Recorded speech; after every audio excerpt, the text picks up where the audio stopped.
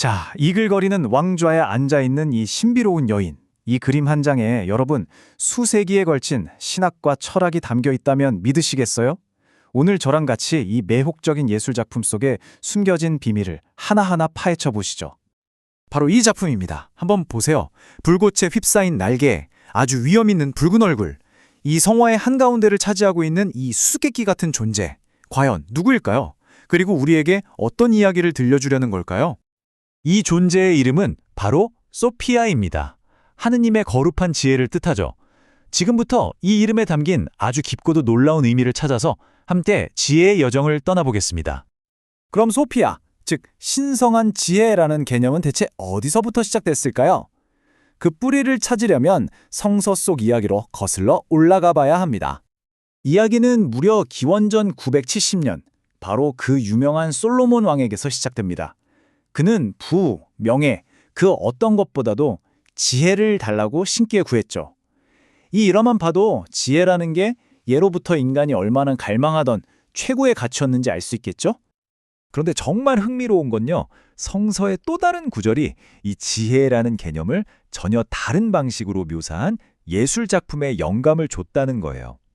잠언에 나오는 한 구절입니다. 와서 내 빵을 먹고 내가 섞은 술을 마셔라. 어때요? 지혜가 그냥 추상적인 개념이 아니라 우리를 근사한 잔치에 초대하는 아주 적극적인 주체자처럼 그려지고 있죠. 과연 옛 예술가들은 이 장면을 어떻게 그림으로 표현했을까요? 바로 이 작품 지혜가 자기 집을 짓다입니다. 여기서 진짜 놀라운 건 지혜라는 보이지 않는 개념을 이렇게 풍성한 잔치라는 눈에 보이는 장면으로 완벽하게 시각화했다는 점이에요. 이 성화상을 좀 자세히 들여다보면요, 정말 상징으로 가득 차 있어요. 여기 보세요. 솔로몬 왕이 성경 구절이 적힌 두루마리를 딱 가리키고 있죠. 그리고 성모 마리아는 지혜의 새로운 화신, 즉 지혜의 새로운 자리로 표현됩니다. 저 위에 보이는 7개의 돔은 교회의 중요한 7번의 회의를, 또 원 안에 있는 7천사는 성령의 7가지 은사를 뜻한답니다. 와, 정말 층층이 의미가 쌓여 있지 않나요? 자, 이렇게 잔치로서의 지혜를 봤으니 이제 다시 우리가 맨 처음 만났던 그 신비로운 소피아 성화상으로 돌아가 볼 시간입니다. 이번엔 그 안에 담긴 상징들을 하나씩 제대로 한번 읽어보겠습니다. 네, 다시 소피아와 마주했습니다. 드디어 우리가 처음 던졌던 그 질문에 답을 찾을 시간이네요. 이 강렬한 이미지는 과연 소피아의 본질에 대해 무엇을 말하고 있을까요? 소피아의 모습 하나하나에는 정말 깊은 신학적인 의미가 담겨 있어요. 불타는 듯한 붉은색은 성령을 상징하고요.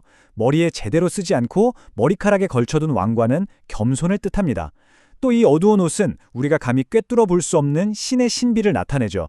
그러니까 모든 시각적인 요소가 지혜라는 하나의 개념을 설명하고 있는 셈입니다. 자, 이제 소피아 자체에 대한 비밀은 어느 정도 풀린 것 같네요. 그럼 이제 시선을 좀 더 넓혀볼까요?